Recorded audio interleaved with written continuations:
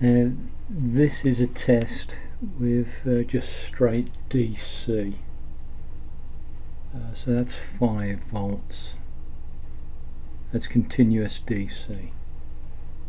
It's about 10 volts.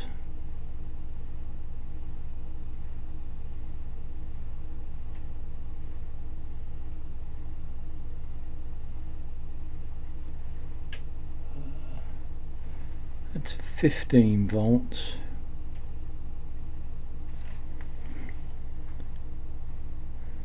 Oh, interesting. I wonder what's holding those bubbles there.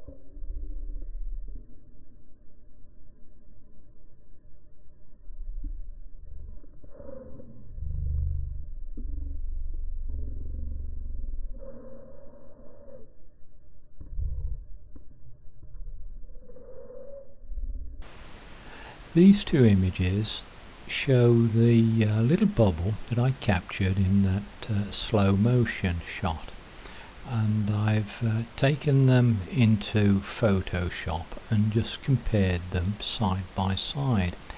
The image on the left was when the bubble first became stationary, more or less in the middle of the shot, and the image on the right is the same bubble just before it was released or grew to the point where it went up and out of shot.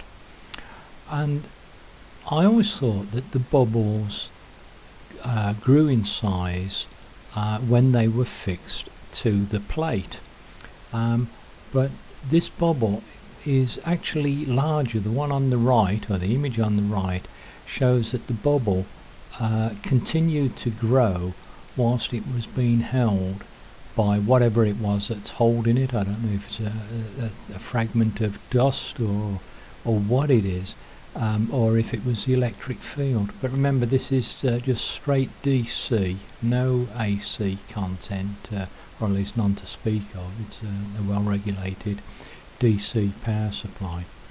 And I just thought that was interesting, and it makes me wonder if a tube or a pair of plates that have a long transit time, like a tube within a tube, has any benefit, as in the brief moment that that bubble was held by whatever was holding it, it grew in size.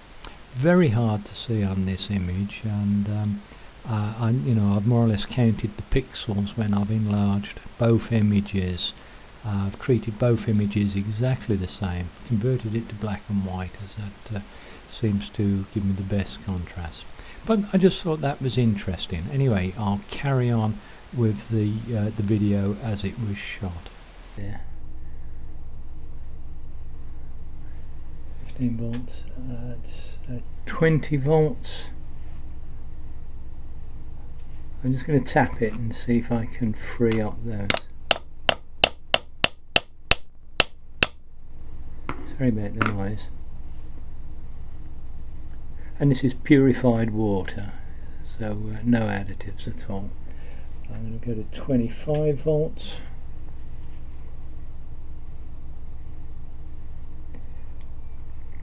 So there's some interesting activity there. I thought a lot of that stirring action was created by the AC content of what I've been doing. Let's see if I can get the focus a bit better. Sorry to be adjusting this.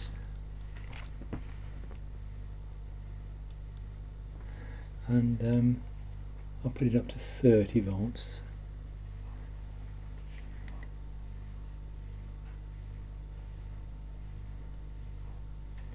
Okay, so I just wanted that as a comparison, because I've seen a lot of people doing things with fancy sine waves, but I don't think they're getting any more gas production than they get from straight DC.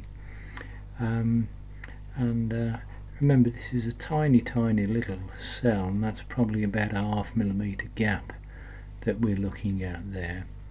But anyway, I'll get that on the computer and see how it looks.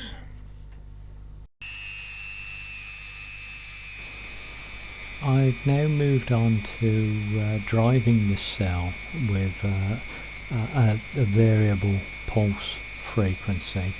I've increased the on time of the DC pulse and then just adjusting the frequency.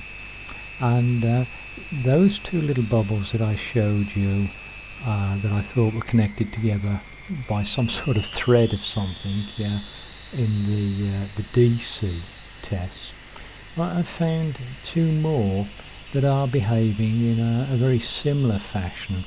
And I say this is an AC test. I'm not sure of the frequency because I didn't bother to log it, as I was hoping to have seen something interesting in the behaviour of the bubbles, and as I was watching them and adjusting the frequency, and I would have made my notes then, but there was nothing of any major importance taking place.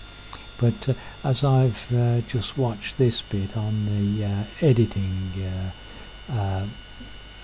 program, I just thought I'd show you this, because you'll see that the bubble actually appears to be suspended again. There's no sign of any fibre or anything holding it, but I just thought it was interesting. I have no idea at all of the significance of this, if there is any, but I just thought it was interesting.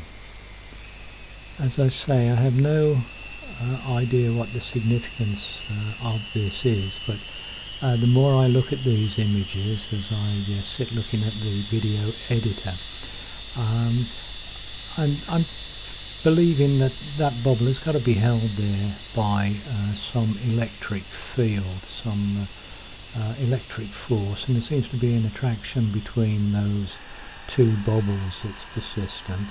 Anyway, this is the same thing again in slow motion, and I'll zoom in so as you can see what I'm seeing.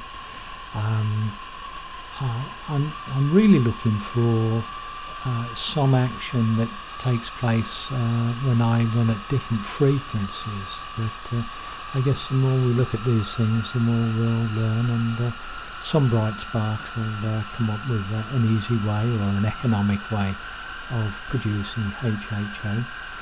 Remember, what you're looking at here is you're looking into the side of my little test cell. There's the two electrodes, and the microscope is about 60 times magnification, and that purring in the background is the chopped DC that's been applied to this cell that you can hear.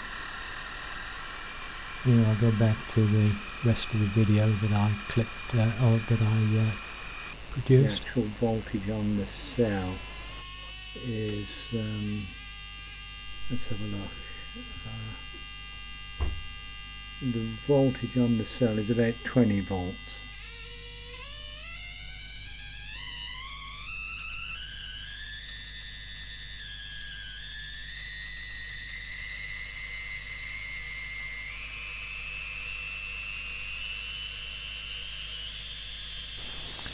Okay guys, well, there's nothing any more interesting than what I've shown you. As soon as I find something, I'll stick it up here on YouTube and let you see it.